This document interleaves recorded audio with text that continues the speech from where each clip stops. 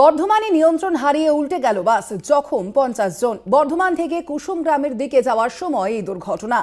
12 জনকে বর্ধমান মেডিকেলে ভর্তি করা হয়েছে বলে জানা যাচ্ছে। আজকের এই ঘটনা আপনাদের জানিয়ে রাখি, বর্ধমান থেকে কুসুম গ্রামের দিকে যাওয়ার সময় এই দুর্ঘটনা, এবং এই ঘটনায় জখম হয়েছেন 50 জন। আপনারা দেখতে পাচ্ছেন সেই ছবি। নিয়ন্ত্রণ হারিয়ে উল্টে গেল বাস, এই ঘটনায় জখম হয়েছেন বাস যাত্রীরা। যেমনটা জানা যাচ্ছে, 50 জন জখম হয়েছেন। বর্ধমান থেকে কুসুম গ্রামের দিকে যাওয়ার সময় এই দুর্ঘটনা। 12 জনকে ইতিমধ্যেই বর্ধমান মেডিকেল হাসপাতালে সেখানে ভর্তি করা হয়েছে। আজ সকাল 8টা নাগাদ এই দুর্ঘটনা ঘটে। দেখতে পাচ্ছেন বাসের কি অবস্থা হয়েছে, একেবারে নিয়ন্ত্রণ হারিয়ে উল্টে যায় এই বাসটি। জখম হয়েছে এই ঘটনায় 50 জন। আপনারা দেখতে পাচ্ছেন সেই ছবি। ইতিমধ্যেই আরও যারা গুরুতরভাবে জখম হয়েছেন 12 জন, তাদের বর্ধমান মেডিকেল কলেজ হাসপাতালে সেখানে ভর্তি করা হয়েছে। আজ সকাল 8টায় ঘটে এই দুর্ঘটনা।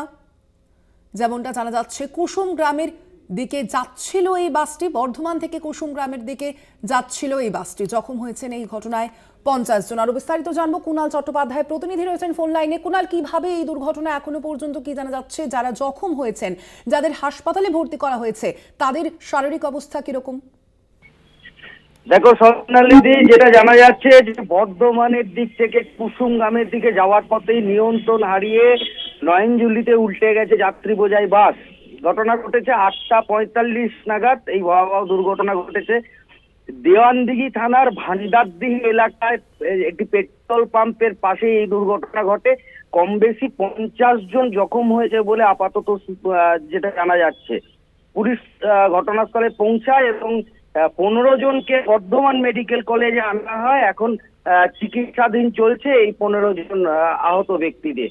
এবং গোটা বিষয়টা নিয়ে পুলিশ কিন্তু তদন্ত শুরু করেছে, কিভাবে এই বাস উল্টে গেল, যেটা প্রত্যক্ষদর্শীরা তারা জানাচ্ছেন যে দ্রুত গতিতে আসছিল বাসটি এবং তার ফলে কিন্তু নিয়ন্ত্রণ হারিয়ে কিন্তু এই বাস উল্টে যায় বলে জানাচ্ছে।